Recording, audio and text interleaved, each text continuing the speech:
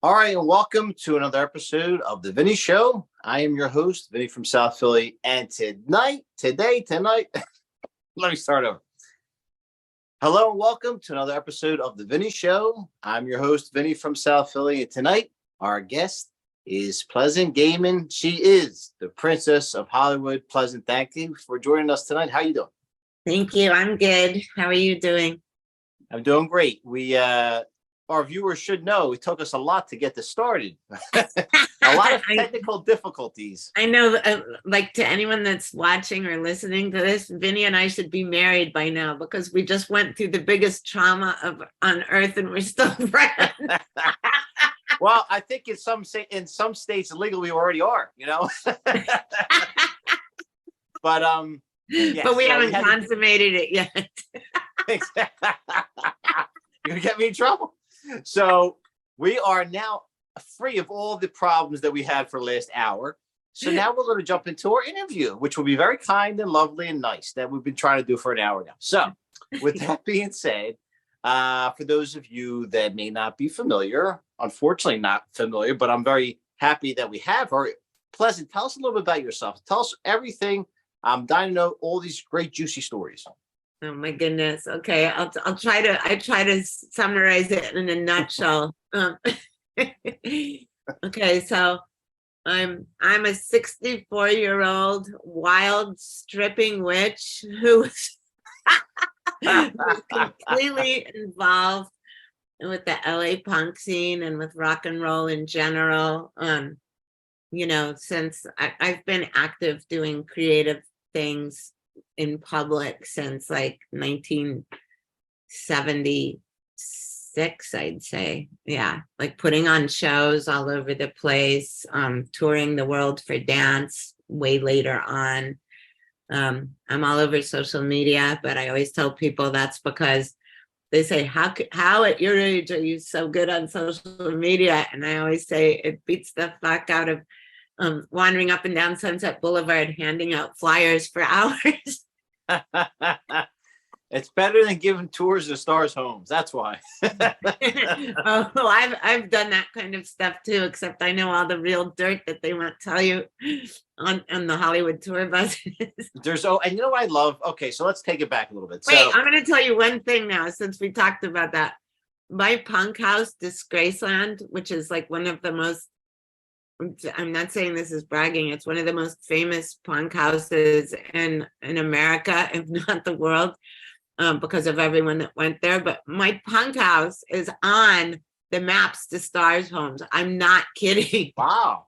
It's called Disgraceland. Cool. And it got there by a complete accident because Tanqueray Gin did like the Hollywood rock and roll tour at one point, and they had a man named Art Fine, who's like a musicologist and used to be a DJ.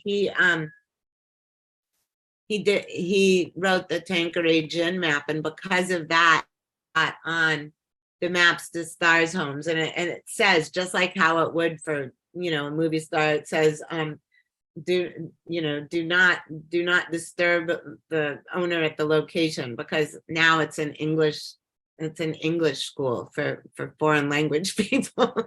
Wow. But like the amount of people, if I started rattling them off, who either stayed there or partied with us, was so insane. It was everybody from Screamin' Jay Hawkins to Guns N' Roses to Belinda Carlisle was my roommate there for years, and the Go-Go's went to #1 when she was there. My friend and publisher Iris Berry of Punk Hostage Press, she publishes my book. She was my Disgraceland roommate. Any band that you could imagine that was touring in the early to mid to the late 80s actually was like would stop there, and sometimes they'd stay for weeks. Kid Congo Powers of the Cramps and Nick Cave and the Gun Club, and now Kid Congo and the Pink Monkey Birds, was and is my really good friend, and he was the one that found Disgraceland when we were getting evicted from a different punk house apartment we had. And Yeah, so he found it, and that was in 1978. We moved in, and it lasted till 1988. So the Disgraceland stories are absolutely just batshit. That's really cool. That, I mean, now one of my favorite singers that originally was pretty big in the punk scene, Henry Rollins, right? Black Flag, they were pretty big, right? Oh yeah, he never stayed there though. We didn't want someone that was as stodgy as he was. So he was like, he wasn't in that type of scene then. No, he came along like a little bit later. I think he was still in DC when a lot of Disgraceland stuff was going on, but we veered more towards the wild people. In fact, some people were like kind of afraid to go to Disgraceland, but I used to write for Thrasher.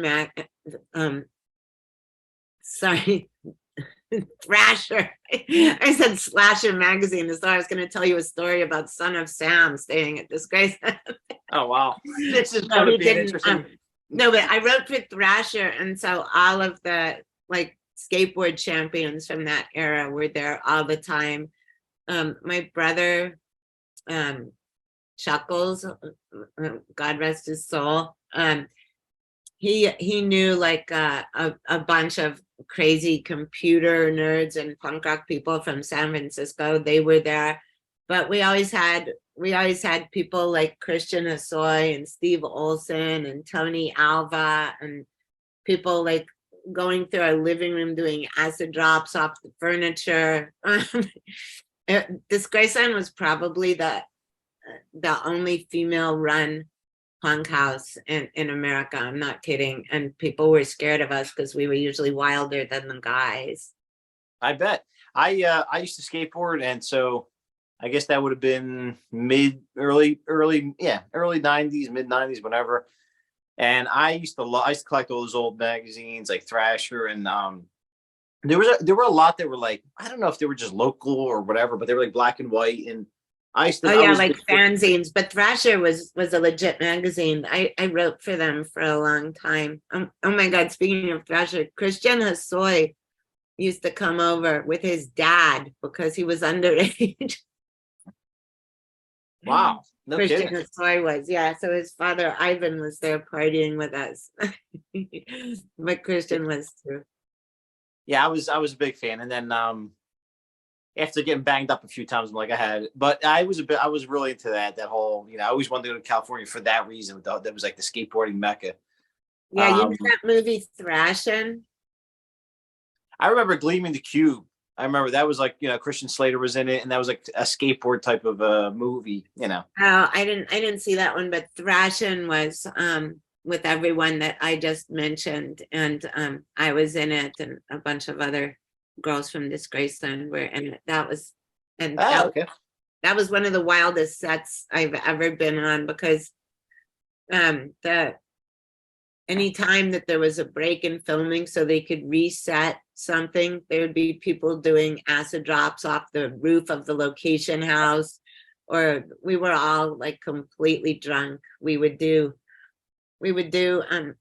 I'm going to apologize to the director, Alan Schwartz, but I know he already knows this. We would do stuff on purpose to like make continuity mistakes in the movie to see if people that were watching it would notice. Like move stuff around and yeah, move stuff around, or like, be wearing, like, anytime they'd stop filming a scene, like someone would change their shirt, and just like usually like the crew wouldn't notice, but you can notice in the movie. So like whoever was, if they had somebody on set that was supposed to be, I forget what the name of the person is. I don't know if it's first AD. There's somebody that that's supposed to keep an eye on, like, make sure of continuity. I think the first AD probably went into a mental hospital after that shoot. That's great. Oh man, I wish I was around for that. So what's the name of the movie? I have to check it out. You said the movie, it's called Thrashin', with no G on the end. Yeah, I think it's on YouTube, but it's a classic skateboard movie. I gotta watch it now. And you're in, right? Yeah. Awesome. All right. So you mentioned one of my favorite groups, the Go-Go's. I'm not afraid to admit it.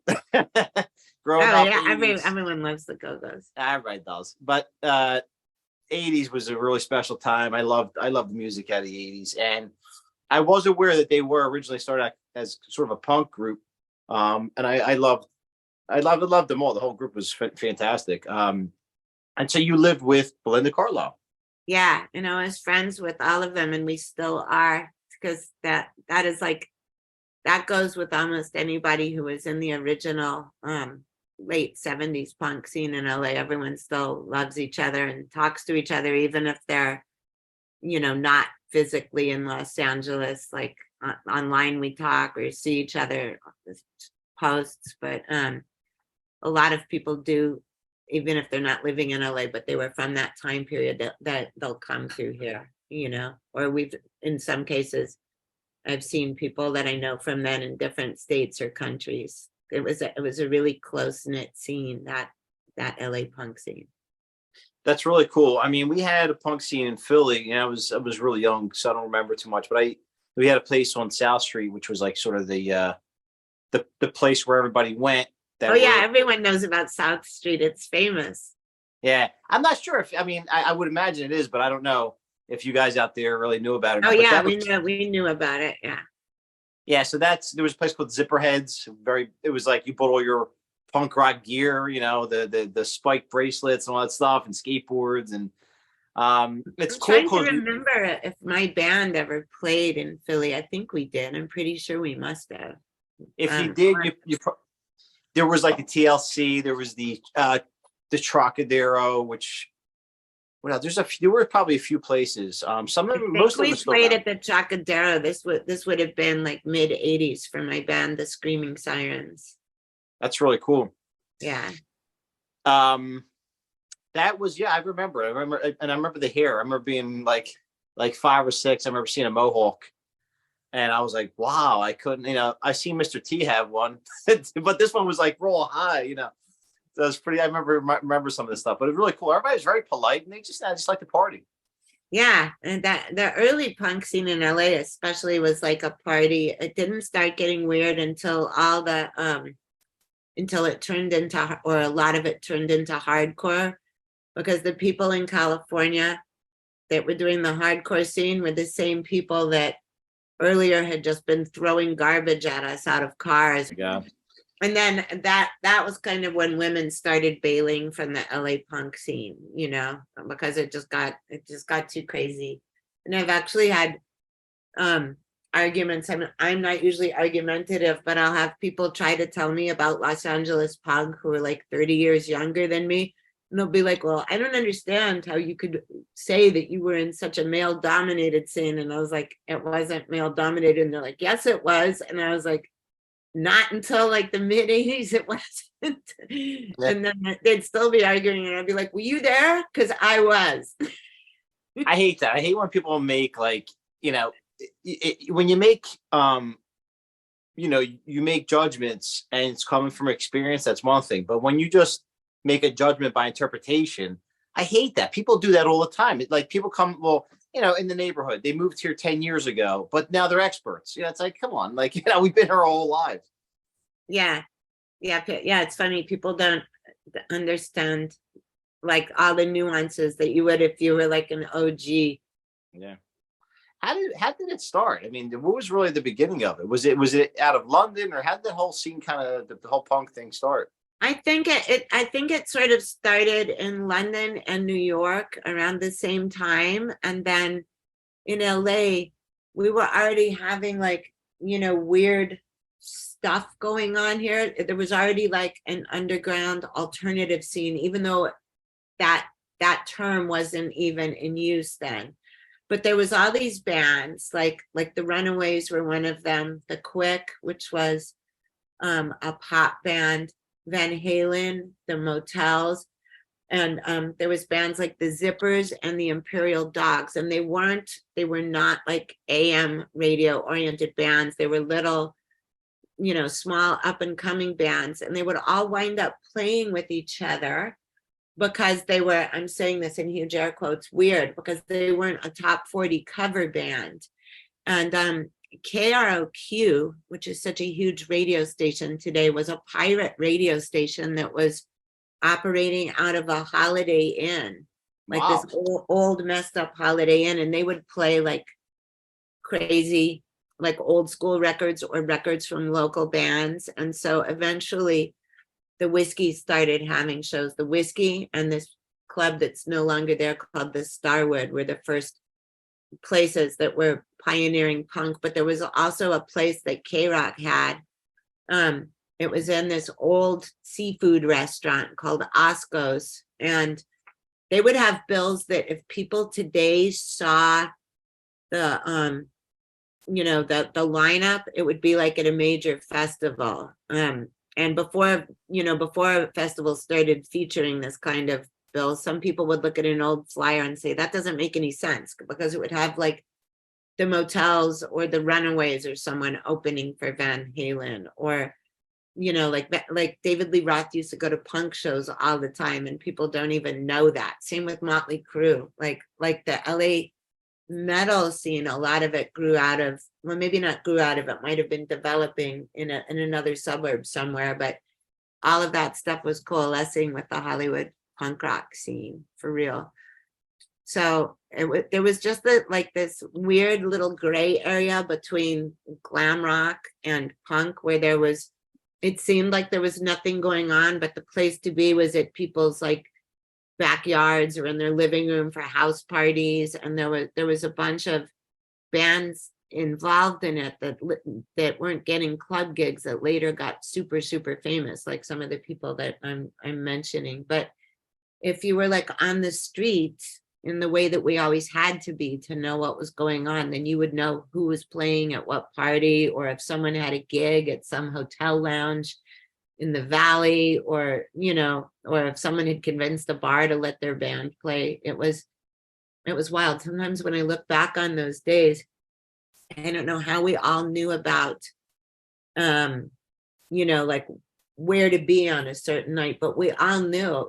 It was kind of like Richard Dreyfuss in Close Encounters when he was building that mashed potato mound, and everyone else all over the country was doing it, but they didn't know other people were, and they all just started gravitating to the flying saucer. That's kind of what it was like, and every day there'd be new people arriving from like the Midwest or the South or Southern California or something, coming into LA for either for the rock and roll or for the weather or trying to be a movie hopeful, but then they would wind up like on, in the rock and roll street scene.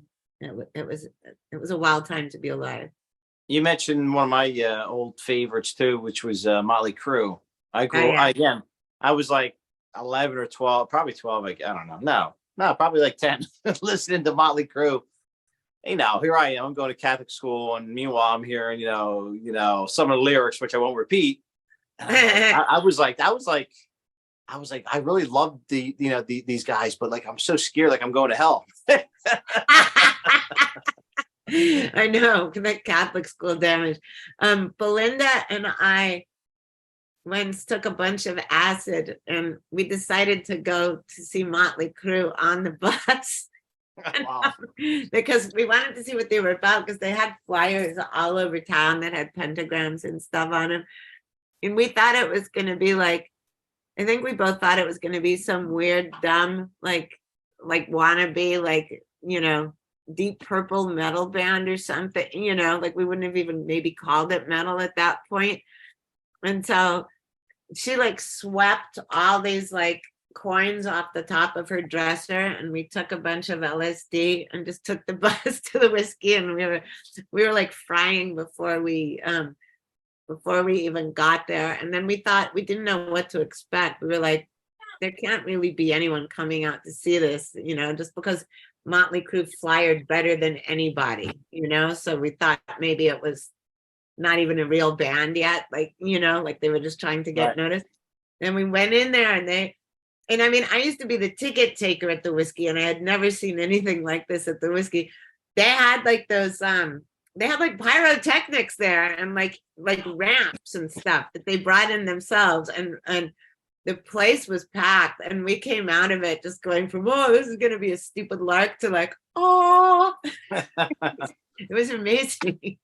That is crazy. That is amazing. Wow. It would have been amazing even if we weren't tripping our brains out. Yeah, it's like, do you remember half the stuff you probably don't remember, like, but No, I remember a lot of stuff that night. I remember also we walked out of there and we got kidnapped. I'm saying this not really, but our friend Fast Freddy showed up, and he was a really well-known DJ, and he had a fanzine called Backdoor Man that was really famous back in the day. And so then he brought us to the country club, which is in the San Fernando Valley. And that place stayed open a little bit longer, I think, or later than the whiskey in those days.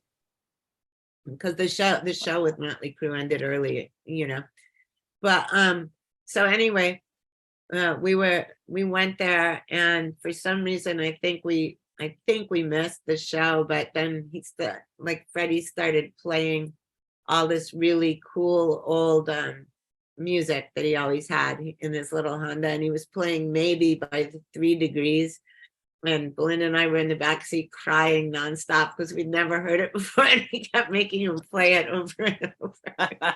So it wasn't Tears of Joy then. No, it was. It was. She had such a beautiful voice, the singer of the 3 Degrees. But okay, I got it. No, we were losing our minds, but we were also high as fuck, So good times. Yeah. So now again, so originally you mentioned you're originally from New York. So you then, young, you were young, you lived in LA. You met. Now tell me about one of the concerts where you met somebody famous that was sitting in front of you. Oh, I met this. I went to go and see Queen. This was like within a week of arriving in LA. I saw Queen at the Santa Monica Civic, and an older man that I thought was a hot old man. That's exactly what my thoughts were when he turned around and offered me a joint. And everyone was like, you could smoke cigarettes in venues in those days, and marijuana wasn't legal anywhere except for concerts, and it wasn't legal there, but everyone turned a blind eye, kind of, everyone in the whole place was doing it. You'd have to evacuate the whole place. Anyway, so he turned around and handed me a joint, and I was like, in my head, I'm thinking, that man's handsome. And then I realized it was Tony Curtis, and I had just turned 16, and I'd only been in LA for a few days, and I was thinking, this is the most Hollywood experience that anybody could ever have. And so then I got, we were talking and getting high, and I was sitting there thinking, I can't believe I'm getting high with the star of Some Like God. And so, but then I got distracted because I saw these 2 guys out of the corner of my eye. I saw them walking down the aisle, and one of them was really tall and had no shirt on and black satin bell bottoms and this long flowing black velvet cape. And the other one was wearing all white and had a lightning bolt across his face and a Bowie shag that was red. And that was very unusual for 1975. Totally, nobody walked around looking like that unless you were like a hardcore glitter rock freak, which I was, and so was, probably a lot of people that were at that concert. But so I borrowed a pen from Tony Curtis, and I wrote all over this matchbook, and I threw it at what I hoped was the guy's seats right as the lights were going down. And then the next morning, they both called me on my mom's landline, and they were yelling and grabbing the phone from each other, and we were just talking nonstop. And then we decided to meet in Westwood, which was that they lived more near the beach, and I lived more east or inland of where the beach was. So we met in Westwood, and they were George and Paul, and they later turned into Pat Smear and Darby Crash. And their friend Chris, who was Chris Ashford, was a little bit older than us, and he was the only person that had a car. Like I wasn't even old enough to take the driver's test yet when we first met. So we just started hanging out all the time. And this was way pre-germs, you know, like by that time it was, you know, it was like 2 years later when the germs were formed. That's amazing. So you were there for like the very beginning of a lot of that stuff. Oh yeah, I got the germs their first gig at that Orpheum show that I don't know if you or your listeners know about. It was a show at this little tiny private like black box theater off Sunset Strip, and it was organized by the band The Nerves. And it was, the bill was going to be The Nerves, the Weirdos, and the Zeros, who were teenagers that had that had come from Chula Vista. But all of us were we were at Bomb Records the day before this, or no, it was the afternoon of the show, which was going to be that evening. The Damned, who was the first punk band to tour the United States, was doing an in-store at Bomb Records, and Bomb Records was seriously the size of a shoebox, and every person from the LA punk scene and from the suburbs and anyone who was like involved with punk rock went to that, and it was packed to the rafters.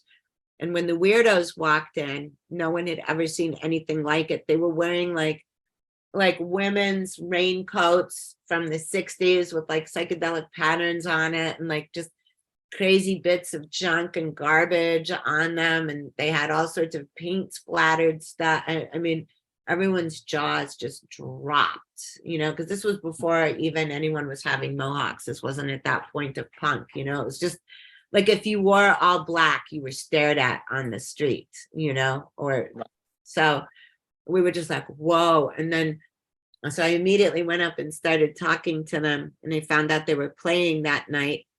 And then I said, do you need an opening band? Because my friends have a band. And that was the Germs. And they had, I think, maybe one practice yet. And their drummer was still Donna Rhea, their first drummer. It wasn't, you know, it wasn't Don Bowles or Cliffhanger who came in between.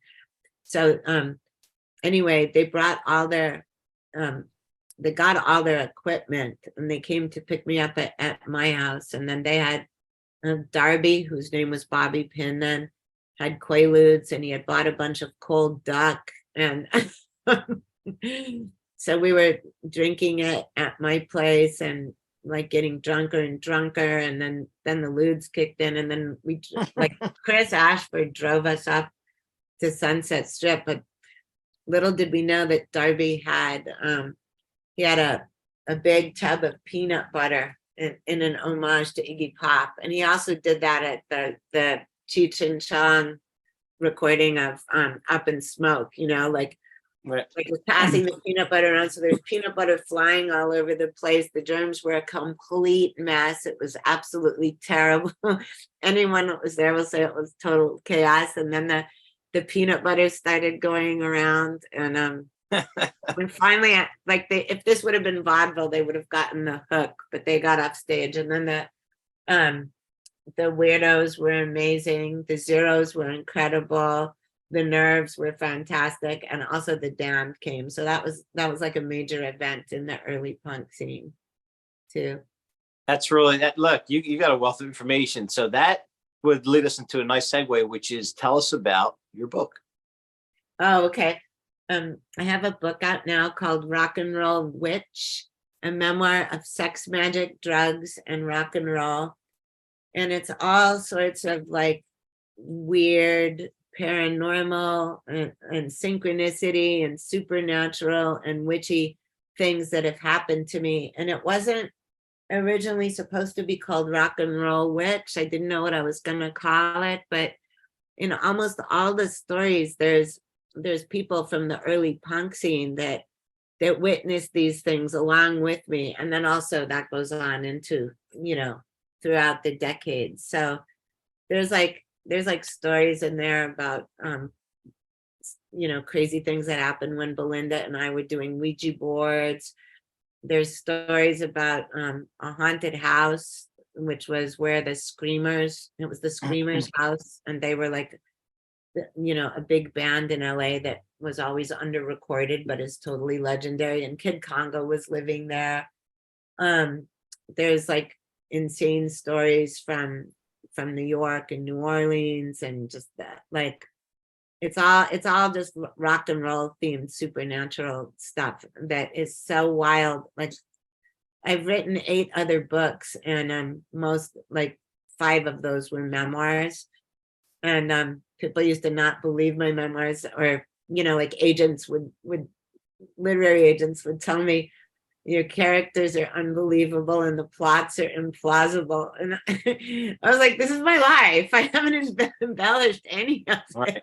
Right. But that was because one of the people that published my books really stupidly said that memoir didn't sell, so she published it as fiction, which I'm still disgusted about to this day. But that's an aside. Anyway, any rock and roll, which blows any book that I've written out of the water in terms of weirdness and craziness and the people that were involved with it. Well, let me ask you a question. Where could they find the books? If they're interested, I mean, I'm interested, so I'll definitely be buying, but where can the viewers find them? They can get them on Amazon. You'll be able to get them again on my website. And I say again, because I just did Coast to Coast, which is like the world's biggest, giantest paranormal show. And everyone told me that it crashes websites. So I just had my books redirected to Amazon, but I'm gonna soon, I don't know when this is coming out, but maybe by the time your listeners are hearing this, I'll have my web mistress like turn it back so that people could get autographed books at pleasantgehman.com. But they're just as good as Amazon. I'll make sure that obviously we'll put links to everything. And so if you, for the viewers out there, make sure you're checking in the description box and please follow, follow and love all of her. You're also on social media, so we'll make sure we put those links up too. But please make sure we support Pleasant and get some of those books, because we're just scratching the surface, and you and I have just talked briefly about some things, and I'm already like, I want more. This is great stuff. So yeah, it's insane. I mean, it's like my life seems normal to me, but all the time the comments I get on social media, I mean, I know it's not. I mean, I'm not in that stupid of a bubble, but I think it's funny when sometimes people will see like pictures of me and Joan Jett like laying on the floor with someone pouring beer on us or something like that from the old days, and then I'll get comments going like, "Oh, cool, you met Joan Jett," and I was like, I feel like going, yeah, like whenever you meet someone that's really famous, that's the first thing you do. Like, I don't think they understand in some cases that it was, we were just friends. We didn't think we were going to live this long, let alone that there was going to be social media, let alone that like she or anyone else I hung out with was going to get famous. Any cool stories that you're allowed to speak of about Joan Jett or anybody, that we've spoken about?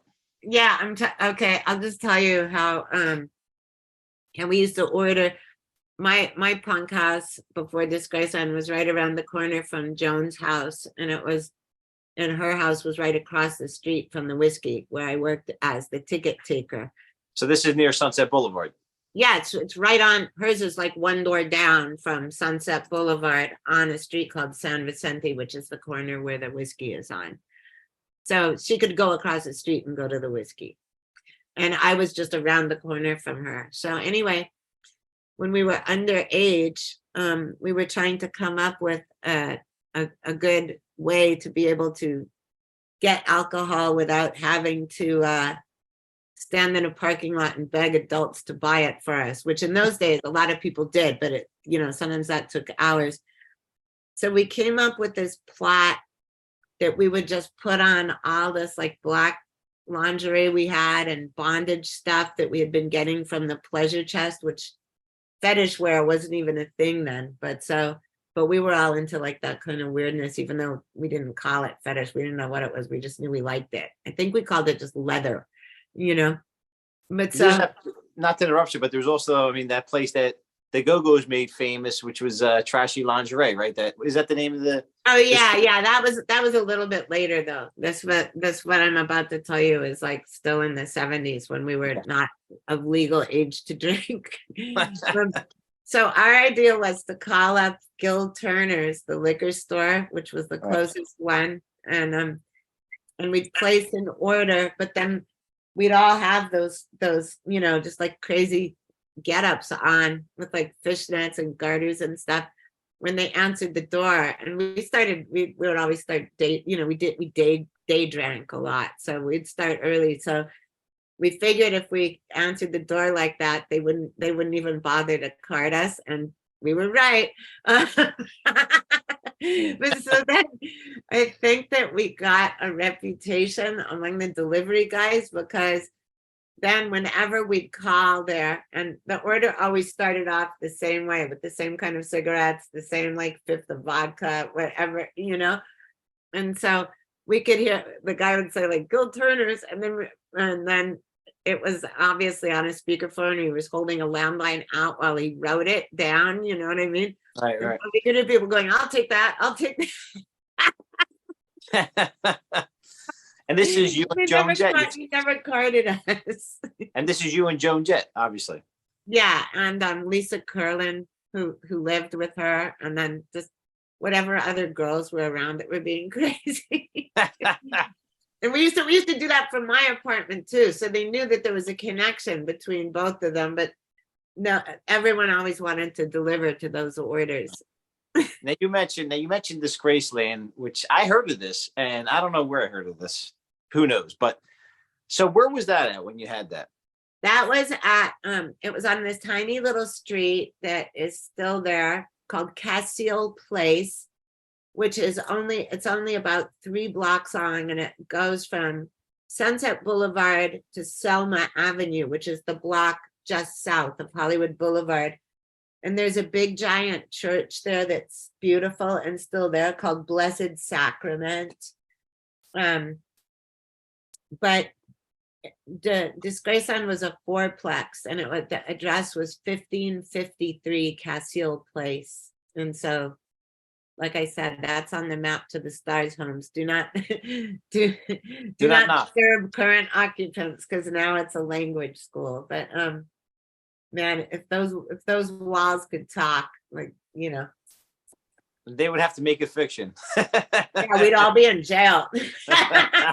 That's what I've told that to people. If there was social media back in the day, we'd all still be incarcerated.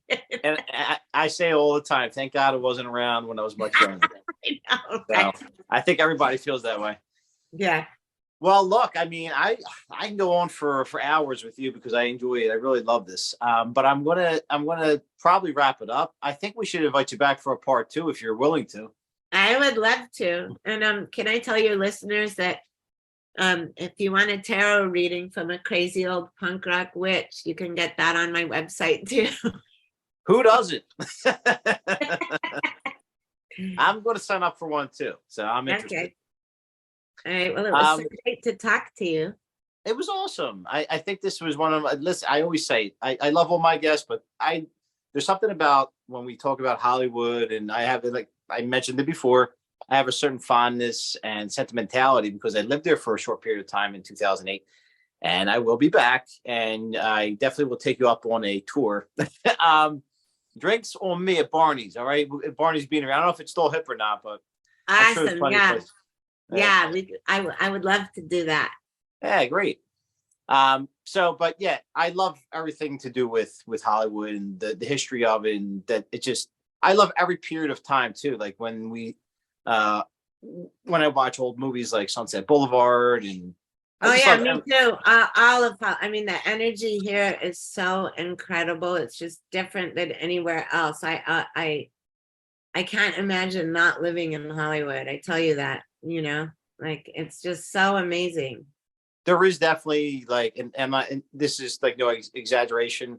There's definitely an energy there that there's nowhere else in the world. It's true. It's totally true.